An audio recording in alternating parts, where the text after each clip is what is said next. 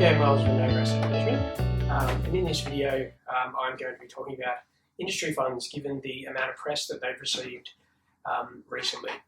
A number of years ago we published quite a number of papers in regards to the level of illiquid assets that were in some, not all, but some industry super funds, but in particular the classification of those illiquid assets and how assets that would be normally considered to be growth assets were being classified as defensive assets, and combine that with the high allocations to illiquid assets such as property, infrastructure, private debt, and private equity. We thought it was worthy of note and bringing to people's attention. So I'm going to take a quote directly from the article from a few years ago. At the time, the top performing default fund out there had a high allocation to illiquid assets, such as those that I mentioned. So this is the quote. Unfortunately, a quick glance at any balanced fund performance tables show that the risk is assumed to be a constant, even though the label, typically defined as a 60-40 or 70-30 growth defensive split portfolio, hides a multitude of different approaches. For example, some funds have a high proportion of their defensive assets allocated to infrastructure and property rather than bonds and cash, the assets typically defined as defensive. One fund's current allocation to traditional fixed income stands at just 2%, while its cash allocation is 0. By the way, its recent performance has been fantastic. I wonder why. Defensive assets are supposed to cushion a portfolio when other assets fall in price due to poor economic conditions, which can lead to equity and commodity market falls, or when those equity and commodity markets generally fall, which can then cause or be the cause of poor economic conditions, or potentially even when inflation is high. Investors exposed to infrastructure and property assets for their defensive attributes should ask, what are the chances that tenants will accept rent increases during a recession or market downturn? Will consumers increase their visits to shopping malls and discretionary spending during a downturn? Will businesses' demand for property assets increase during those environments? History has shown a negative correlation between bond yields and listed property and infrastructure returns. However, maybe these funds have discovered mythical infrastructure assets where consumers increase their use of toll roads, electricity, fly more, cross more bridges, use more satellite integration, and generally increase their use of these unicorn-type infrastructure assets. Or property assets where the underlying tenants increase their profitability in a recession and are able to pay more in rent, or the consumer in an economic downturn increases their spending and visits more shopping malls, or the overall price of these property assets go up. I guess these unicorn assets, I guess that's why they're considered defensive assets. So it'd be no surprise that these funds, as in the ones with high allocations to illiquid assets, are the ones that are getting the most scrutiny at the moment in the press. With the government allowing the early release of superannuation due to people affected by the COVID-19 pandemic, there's question marks around whether these whether these funds would be able to adequately fund those redemption requests, or whether assets would need to be sold. However, another question mark is how these assets are priced. Since pricing is infrequent, you can't outright say this, but value is being cherry-picked for who's going to provide the greatest valuation on the asset that they've got.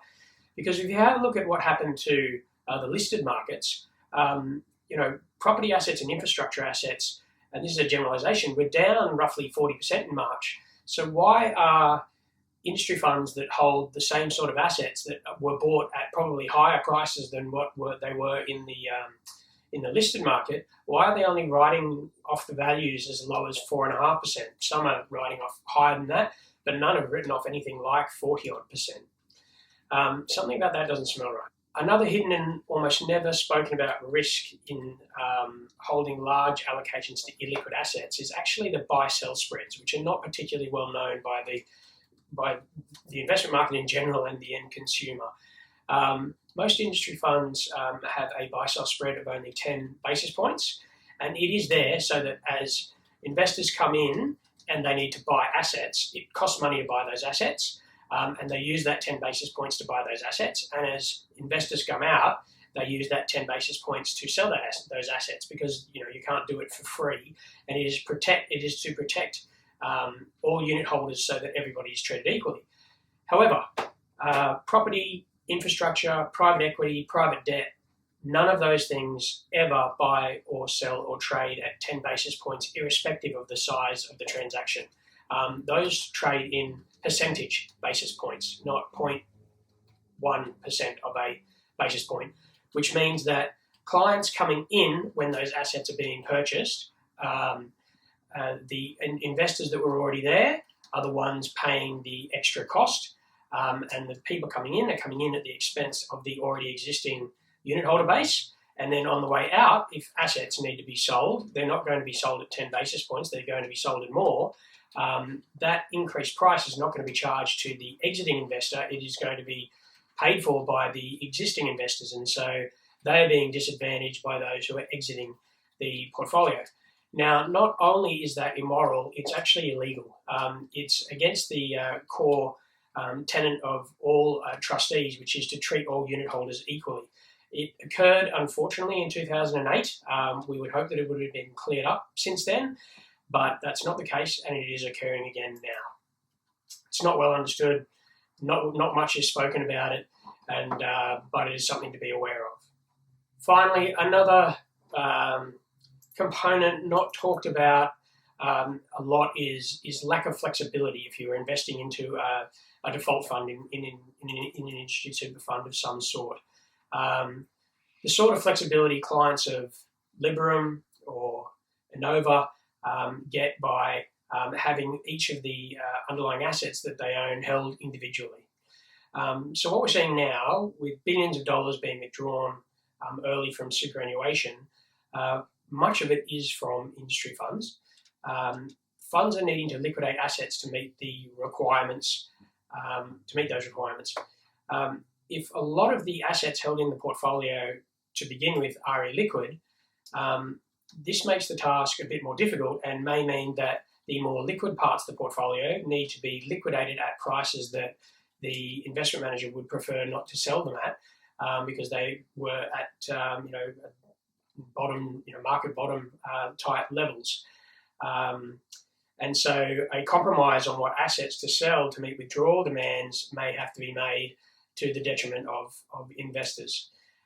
With a portfolio where you own each of the underlying investments individually, you can choose what to liquidate, or allow a manager, such as Innova, to make that decision for you, or hopefully we've already set it up so that as you liquidate the things that you're pulling out of, assets that we're happy to be liquidating.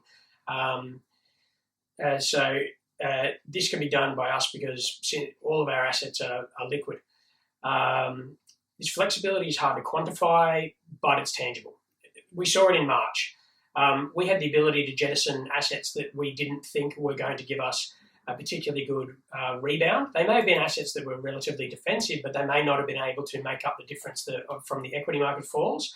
But it also allowed us to get rid of assets we thought would fall a lot more, which we did, and buy assets we thought were more attractive and were going to give us substantially more upside. That was kind of at the start of the fall. And towards the end of March and early April, buy into assets that we thought would benefit from some kind of a rebound if that were to occur as well, which is very hard to do if the asset is illiquid and takes a couple of months to organise a transaction. But for us, we can do things very quickly and far more nimbly, and is a tangible benefit to investors.